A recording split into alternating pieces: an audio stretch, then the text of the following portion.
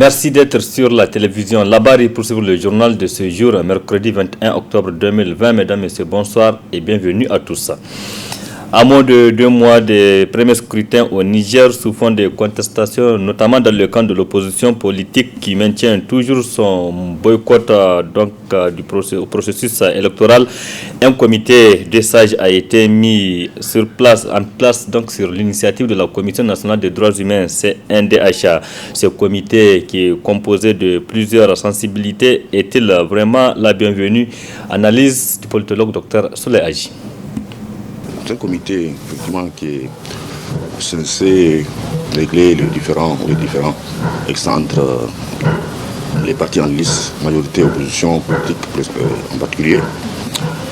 Mais il faut d'abord voir la qualité des médiateurs ainsi que celle des partis en lice.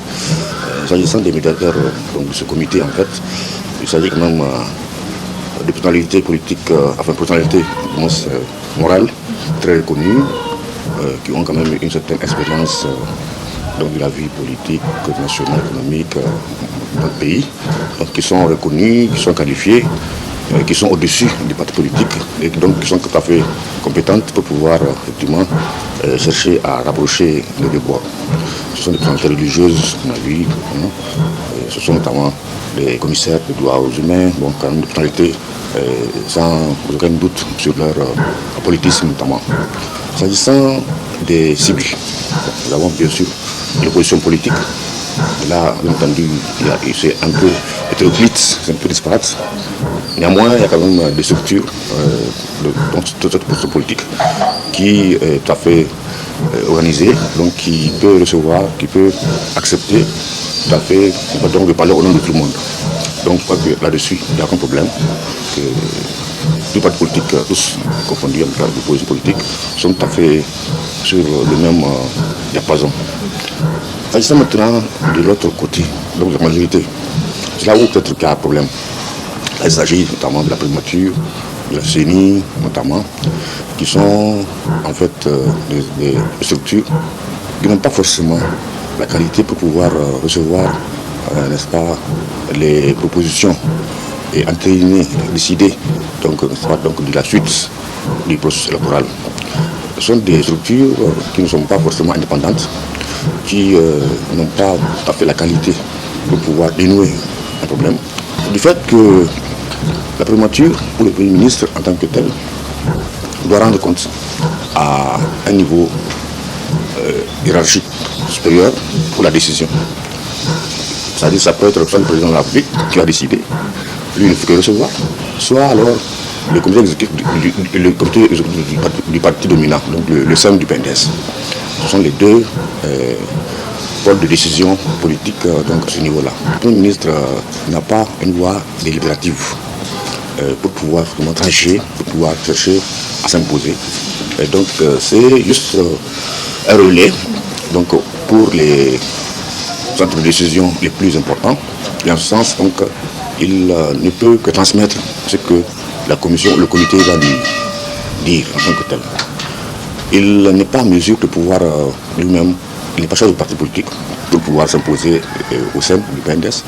Il peut juste transmettre cela au président, lequel, on le sait, est aussi capable de juger parti, dans la mesure où il a déjà choisi un candidat lui-même, en dehors du cadre démocratique du parti. Et donc, il y a tout à fait une difficulté pour lui aussi de pouvoir avaliser les propositions qui lui seront faites. Ce serait une bonne chose, tout à fait, voilà. Ça, c'est une option. C'est aussi, ça, c'est pour la partie donc, des médiateurs. Les médiateurs seraient tout à fait plus enrichis s'il y avait encore des anciens d'État qui auraient un poids plus important.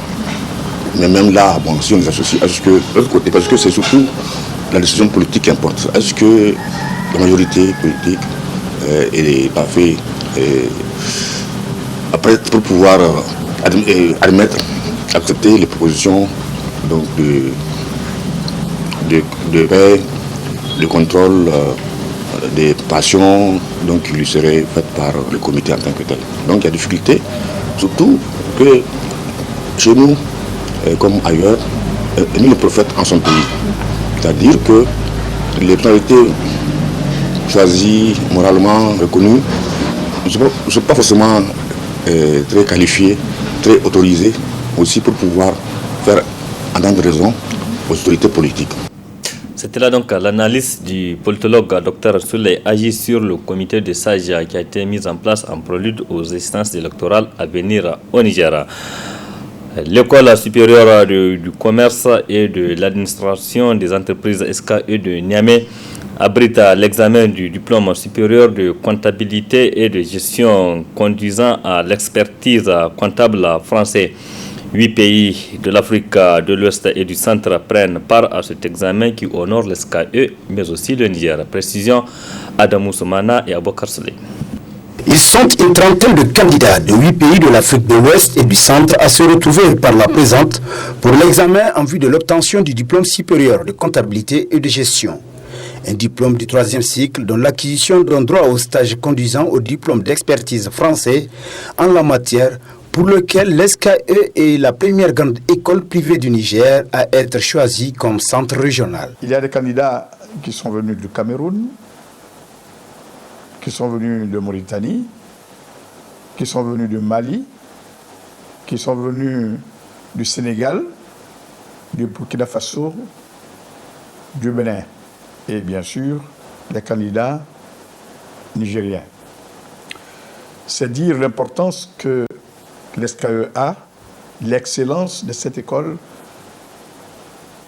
qui a été choisie comme devant abriter le centre d'examen du diplôme comptable supérieur, je dis bien diplôme français. Donc l'État français a choisi cette école-là parmi tant d'autres pour son excellence, pour abriter ces examens-là cette année. Voilà pourquoi tous ces étudiants, tous ces candidats ont fait ce déplacement qui, 3000 km, d'autres 2000 km, pour venir jusqu'ici passer ces épreuves-là. Je voudrais préciser à ce niveau qu'il y a 2 diplômes d'expertise comptable. Il y a le diplôme de l'UMOA et il y a le diplôme français. Le diplôme de l'UMOA, qui s'appelle, dont l'épreuve pour entrer en stage s'appelle le DESCOGEF, et le diplôme final s'appelle le DOCOFI, c'est un diplôme régional. C'est-à-dire ça concerne les États de l'UMOA. Le diplôme dont je parle et pour lequel ces étudiants ont fait, ces candidats ont fait ces déplacements, c'est le diplôme français qui a une renommée, qui a donc une reconnaissance planétaire. Occasion pour le premier responsable de l'SKE de lancer un appel en cette période de la rentrée académique. C'est tout simplement un message fort que nous lançons aux parents d'étudiants et leur dire qu'ils ont ici au Niger une école d'excellence. Et ça fait déjà plusieurs années que des étudiants de toute la sous-région convergent ici au mois de mai et de juin pour venir chercher nos diplômes. C'est pour vous dire tout simplement que c'est une école d'excellence et que nous demandons aux parents de faire confiance à l'SKE de Niamey. Ils n'ont pas besoin d'envoyer leurs enfants à l'extérieur. Ce sont des écoles d'excellence dont l'SKE est le leader des écoles d'excellence. La tenue d'un examen régional d'une telle envergure est la preuve de l'excellence de l'SKE, mais aussi et surtout de sa notoriété tant sur le plan national qu'international. Nous vous amenons à présent à la découverte d'une nouvelle école qui a ouvert ses portes à Niamey. C'est l'école de santé et de physiothérapie. Il s'agit de l'université privée de l'église évangélique du Niger dénommée Espérance. Arrêtez ça là pour des précisions. Dans le souci de répondre à certains défis de l'éducation et de l'emploi, l'université privée de l'église évangélique de la République du Niger Espérance, à travers la haute école de santé et de physiothérapie, ouvre ses portes aux jeunes bacheliers désirant suivre une formation de qualité en santé. Cette école, située au quartier Coura Nord, est une école de très haute qualité et bilingue français-anglais, disposant d'un corps d'enseignants expérimentés du Niger et d'ailleurs, entre autres, des États-Unis, de la France, de la Suisse et de la Hollande. L'université a été créée et je suis désigné comme responsable de cette université. C'est pour répondre à certains défis. Nous voulons former définitivement pour des compétences. Le diplôme n'est qu'une référence, mais il faut des compétences. Toutes les personnes que nous allons former nous allons leur donner des compétences. Et ce qu'on a commencé dans le domaine de la santé et l'économie de la santé, nous comptons, les employés nous-mêmes, c'est-à-dire prioritairement pour les cliniques évangéliques, c'est-à-dire et aussi pour d'autres cliniques privées, quelle qu'en soit leur confession, pour qu'il y ait un personnel de qualité. Nous avons commencé par la santé, parce que c'est fondamental de former des ressources humaines qui vont assurer la santé des populations. La Haute École de santé et de physiothérapie Espérance est un cadre studieux avec des salles de classe climatisées, une salle de pratique aménagée et une bibliothèque pour les recherches. La Haute École de santé et de physiothérapie dispose aussi de matériel didactique de dernière génération permettant un apprentissage de qualité. Nous avons des centres hospitaliers comme Galmi, bien connu, Cure, bien connu, et ici la clinique Olivia. Et nous comptons très bientôt ouvrir un centre hospitalier à Dogondouchi. Donc nous avons nous-mêmes besoin des ressources humaines. Donc prioritairement, nous les formons pour assurer la qualité des soins aux plus pauvres et à un prix abordable. Les filières pour lesquelles nous avons l'acceptation d'ouverture, ce sont les licences en sciences infirmières et obstétricales, option infirmière, les licences en sciences infirmières et obstétricales, option sage-femme, licence professionnelle en biologie médicale, licence professionnelle en santé et environnement, licence professionnelle en développement social. Nous allons ouvrir une licence en économie de la santé.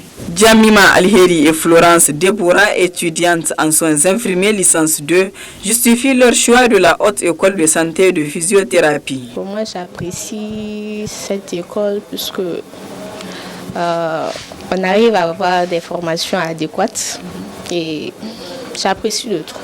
Quand on nous donne des formations, une bonne formation, et on a vu vraiment que c'est une bonne formation. Pour les nouveaux bacheliers, en tout cas, je les appelle à venir s'inscrire parce que déjà, on a une clinique à côté de l'école, donc on peut faire des pratiques, on peut apprendre beaucoup de choses avant d'arriver à la fin de notre cycle. Nous formons ici, par exemple, pour les infirmiers et sages-femmes, nous avons un effectif de 24 personnes. Nous ne voulons pas former un grand nombre, mais nous voulons former des compétences sûres pour pouvoir leur assurer un emploi, soit par nous-mêmes, soit par eux-mêmes.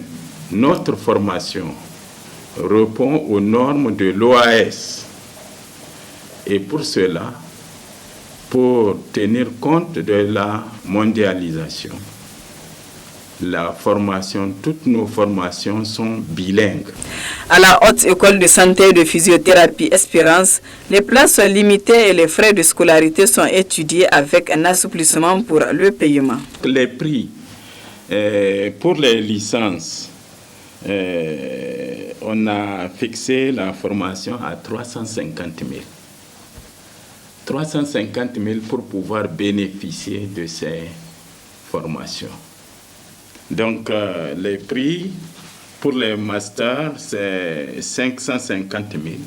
Vous voyez les services offerts, le cadre d'études, et plus encore, un peu à côté, en addition du programme tel que libellé par l'OAS, on a prévu les langues nationales.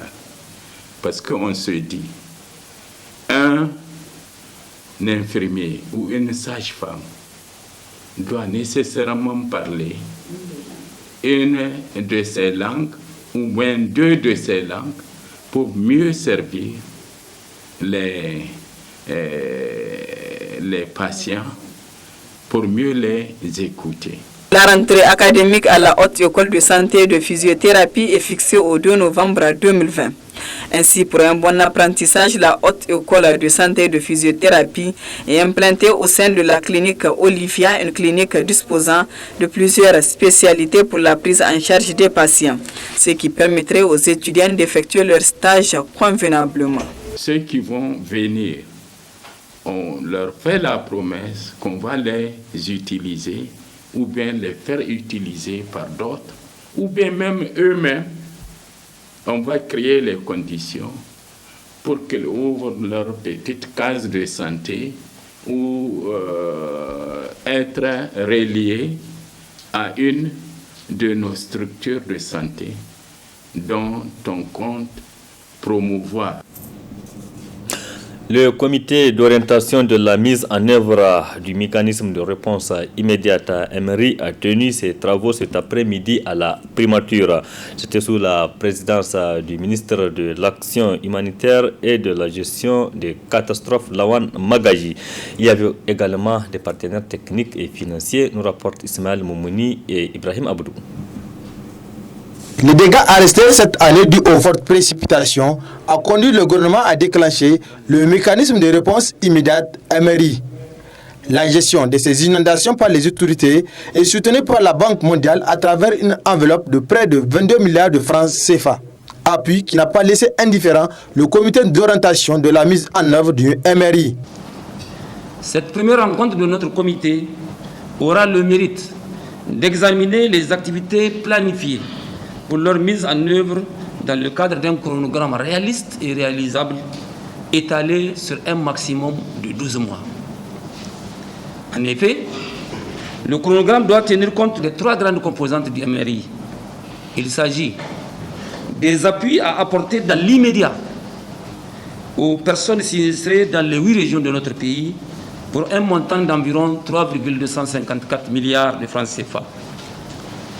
Des appuis au relèvement précoce à mettre en œuvre dans les 6 prochains mois pour un montant d'environ 1,8 milliard de francs CFA. Et des études et travaux de réhabilitation, de protection des infrastructures affectées à conduire avant la fin du premier semestre 2021 pour un montant de 16,1 milliards de francs CFA. Je ne terminerai pas mon propos sans réitérer les remerciements de son Excellence Issoufou Mahamadou, président de la République, chef de l'État, et de son Excellence Brigitte Raffini, Premier ministre, chef du gouvernement, à la Banque mondiale, pour la promptitude du déclenchement du MRI et aussi et surtout pour les appuis combien importants et réguliers qu'elle ne cesse d'apporter au Niger et à son peuple. Cette contribution de la Banque mondiale vise à appuyer les activités d'assistance et de réhabilitation en faveur des populations sinistrées. Le MRI, comme vous l'avez bien dit, est activé pour un montant de 39 535 000 $ américains, soit près de 22 milliards de francs CFA, financé sur les fonds du projet intégré de modernisation de l'élevage et de l'agriculture au Niger. Ce montant sera réalloué pour être géré par le projet de gestion des risques et des catastrophes et de développement urbain, qui va assurer la mise en œuvre des activités de plan de mise en œuvre des réponses aux urgences. Les participants ont eu droit à une présentation détaillée de la situation des dégâts et des objectifs attendus dans le cadre du MRI, dont le programme s'étale d'octobre 2020 en septembre 2021. Pour rappel, le comité d'orientation a pour mandat de coordonner la réparation et la révision du manuel de procédure du MRI, de s'assurer de la mise en œuvre et du respect des orientations gouvernementales pour la mise en œuvre du mécanisme de réponse immédiate et de donner des directives dans le sens de résolution des difficultés éventuelles rencontrées dans le cadre de la mise en œuvre du mécanisme de réponse immédiate. Depuis un certain temps, de nouveaux feux tricolores ont été installés dans les différents carrefours de la capitale pour réguler la circulation. Cependant, beaucoup d'usagers violent ces feux optiques à certains endroits par méconnaissance de certaines indications. Les spécialistes des questions de la circulation routière tentent d'expliquer aux usagers le fonctionnement de ce feu. Reportage Arrêté Salah et Sadoudoumi. Après plusieurs mois de dysfonctionnement, les feux optiques de la capitale ont été réhabilités dans le but de réglementer la circulation afin de réduire les embouteillages. Les usagers de la route se réjouissent de cette réhabilitation. Je pense que vraiment le temps est moyen. Mais sincèrement, le seul et unique problème, c'est pas tout le monde qui maîtrise ces feux tricolores-là. Oui, il y en a plein qui n'arrivent pas à faire la différence entre quand est-ce que je dois passer et quand est-ce que je dois m'arrêter. Et donc ça, c'est nouveau pour la majorité des Nigériens. C'est nouveau pour les Nigériens. Vu la façon dont les gens conduisent, vu notre conscience, vraiment c'est bien. C'est bien, ça va permettre au moins aux gens de bien circuler. Au moins tu es tranquille. Tu sens que tu peux passer à l'aise. Avant, il y a trop des accidents, mais maintenant vraiment c'est bien.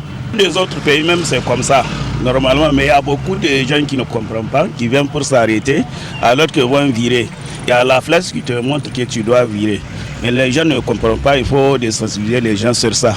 Bien que ce feu optique font le bonheur des usagers, le syndicat des auto-écoles, par la voix de son secrétaire général, demande aux autorités de la ville de Niamey de sensibiliser la population sur le fonctionnement de ce feu tricolore et de tenir compte de leurs recommandations pour une circulation fluide dans la capitale. Parmi ce feu, il y a ce qu'on appelle le feu directionnel. Feu de signalisation directionnelle, qui indique que malgré la présence du feu rouge, la flèche jaune clignotante ou verte clignotante vous autorise de tourner à droite en cédant le passage aux usagers bénéficiant du feu vert et aux piétons de l'autre côté. Mais nous avons constaté effectivement que les usagers de la route, que ce soit le conducteur et même les gardiens de la station routière, qui sont la police ou qui sont de la ville, qui sont chargés de réguler la circulation, ne comprennent pas correctement le fonctionnement de ce feu. Et c'est ce qui a amené la ville de Niamey à organiser une séance, il y a juste 2 semaines de cela, une formation des formateurs. D'abord, des policiers qui sont chargés de réguler la circulation, pour les expliquer clairement comment ça fonctionne. Et ensuite, après les policiers, on a également formé les conducteurs des taxis et des FAVA. C'est une formation des formateurs qui, à leur tour, aussi doivent retourner à la base pour former leurs collègues. À la fin de cette formation, il y a eu des recommandations qui ont été faites. En ce qui concerne d'abord l'élargissement du carrefour. Si on veut placer de feu directionnel, on doit d'abord aménager les carrefours en amont. C'est-à-dire 50 mètres avant l'arrivée du carrefour. Parce que le premier conducteur qui arrive au feu, c'est lui le chef de file. C'est lui le chef de file de tous ceux qui sont derrière lui. S'il n'a pas un bon positionnement, c'est normal qu'il bloque la route. Et nous avons également fait des recommandations en ce qui concerne les lignes au sol. Il n'y a pas de couloir de présélection. C'est-à-dire celui qui veut tourner à droite n'a pas de couloir pour aller tourner à droite. Et la même chose celui qui va à gauche. De même pour les passages piétons, nous avons fait des recommandations pour rabaisser les bordures, pour faire des passages piétons en moins uniforme. C'est ce qu'on doit faire d'abord avant de placer ce feu. Et nous avons fait également d'autres recommandations par rapport au temps d'attente. Parce que vous avez vu, le plan de circulation date de plusieurs années. C'est le même temps d'attente qu'ils ont mis au niveau de feu. Ça veut dire que nous avons dit que le minutage, on doit faire le réglage en fonction des heures de pointe. C'est-à-dire le matin, midi, soir, nuit. Donc, on ne peut pas mettre un temps minutage standard, de 60 secondes ou même 35 secondes, always. Ça ne se fait pas. Nous avons fait des recommandations pour régler cela. Les feux tricolores sont de nos jours des outils incontournables sur les carrefours, surtout dans la ville comme Niamey. Comme chaque semaine, nous arrivons à présent à notre rubrique hebdomadaire, la chronique judiciaire. Elle porte sur le thème le licenciement, un thème développé par Maître Suleiman Seydou. Il est avocat à la Cour. Très bonne réception.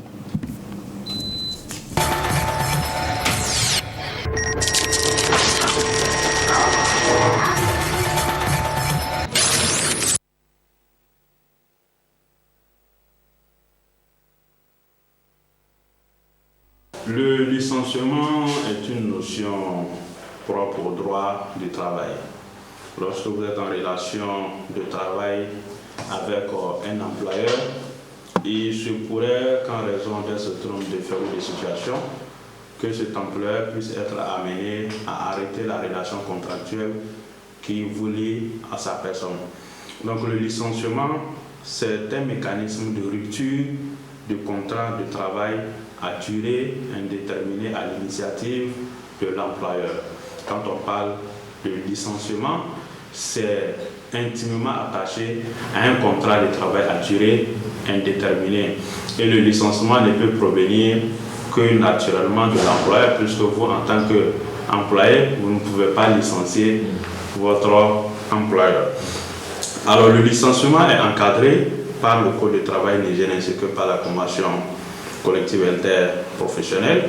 Pour qu'il puisse avoir licenciement, il faudrait suivre une procédure particulière et le licenciement doit reposer également sur une cause légitime, une cause réelle et sérieuse.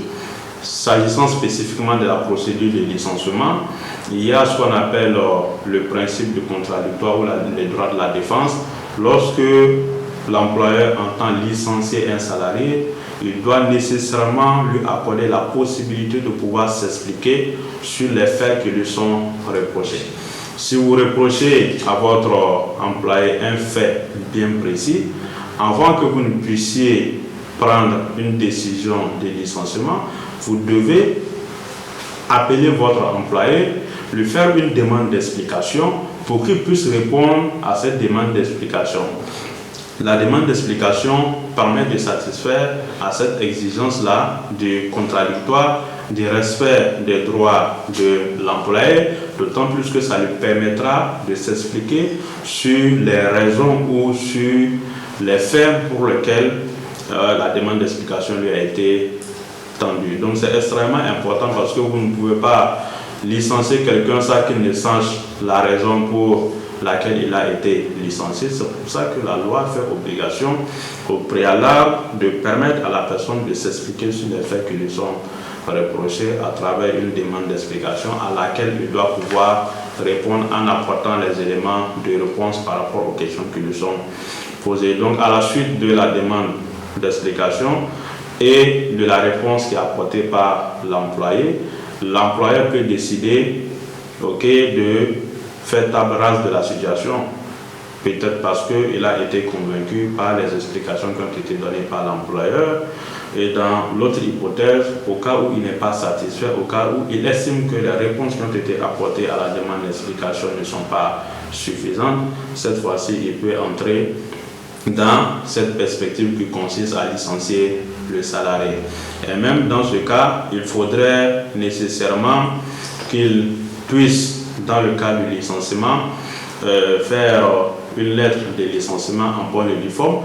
La lettre de licenciement doit comporter un certain nombre d'éléments, notamment les faits qui sont reprochés au salarié ou à l'employé, pour qu'il puisse savoir les raisons pour lesquelles il a été licencié. Donc la lettre d'explication doit pouvoir se suffire à elle-même en contenant les éléments des faits et des droits qui ont conduit au licenciement, avec notamment l'obligation du respect du préavis, qui est également un préalable à tout licenciement.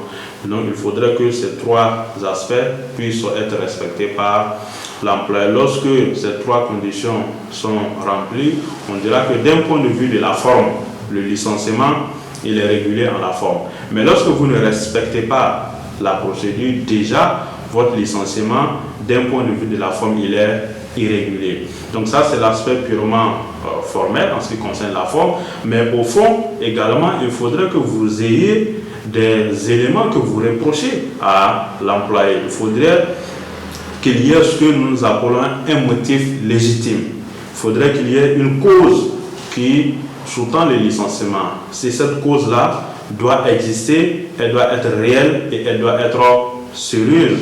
Vous ne pouvez pas décider un bon matin de chasser un employeur parce que son visage ne vous plaît plus, ou tout simplement son sourire ne vous plaît plus, ou parce que vous estimez que bon, vous n'avez plus besoin de lui, vous allez le remercier. Non, ce n'est pas comme ça. Il faudrait qu'il y ait un motif légitime pour que vous puissiez licencier un salarié. Et ce motif légitime doit peut-être reposer sur l'attitude du salarié ou la conduite du salarié dans le cadre du travail ou pour les raisons de nécessité impérative du fonctionnement de l'entreprise. Donc ce sont les deux cas qui ont été prévus par le Code du travail, mais il peut bien entendu avoir d'autres éléments. Si ces éléments sont pertinents, ils peuvent justifier bien entendu le motif légitime dans le cas des licenciements. Alors ce qu'il faut également avoir à l'esprit, c'est que le motif légitime ne peut pas se fonder par exemple sur des considérations liées à l'âge de la personne, au sexe de la personne, à son appartenance religieuse, à son opinion politique ou à son handicap. Vous ne pouvez pas licencier quelqu'un parce que vous pensez qu'il est de sexe masculin ou de sexe féminin. Vous ne pouvez pas prendre pour motif de licenciement cet élément-là, puisque le Code du travail l'a strictement interdit. Vous ne pouvez pas, pour des raisons de son appartenance religieuse, c'est un musulman, c'est un chrétien, c'est un alien, vous dites bon, puisque moi je suis musulman, tu es un chrétien, je ne veux plus de toi dans mon entreprise. Il s'agit de ce sont des raisons que vous ne pouvez pas avancer pour fonder le licenciement. Il en est de même également de l'handicap de la personne ou de son opinion politique. Encore, quand on va un peu plus loin, le fait pour une personne d'exercer un mandat de représentant du personnel. Vous ne pouvez pas, parce que c'est un représentant du personnel, décider de le licencier. Ce n'est pas possible, sauf à respecter un certain nombre de conditions que la loi a prévues. Vous ne pouvez pas également, du fait de la situation matrimoniale d'une personne, décider de la licencier ou du fait de la grossesse ou une absence liée à des raisons de maladie professionnelle ou d'accident. Donc il s'agit des cas qui ont été prévus par la loi. Donc vous ne pouvez fonder votre licenciement sur ces éléments-là. Lorsque vous le faites, on considère automatiquement que votre licenciement est abusif. Le licenciement n'est pas du tout régulier. Maintenant, lorsque c'est pour une toute autre cause, cette cause-là doit pouvoir être liée à l'attitude ou à la conduite du travailleur. La cause doit exister, elle ne doit pas être inventée, elle doit exister, elle doit être réelle, elle doit pouvoir être vérifier s'il y a lieu. Donc on ne peut pas décider de faire partir une personne de son emploi comme ça, de manière désinvolte, parce que vous estimez que la personne ne vous plaît plus ou que vous n'avez plus besoin de la personne. Donc il faut d'abord respecter la procédure prévue par les dispositions du Code du travail. Il faut également que vous ayez une cause réelle, sérieuse, un motif légitime qui justifie le licenciement. Lorsque vous n'avez pas de motif légitime qui justifie le licenciement, on dit que le licenciement, cette fois-ci, il est abusif.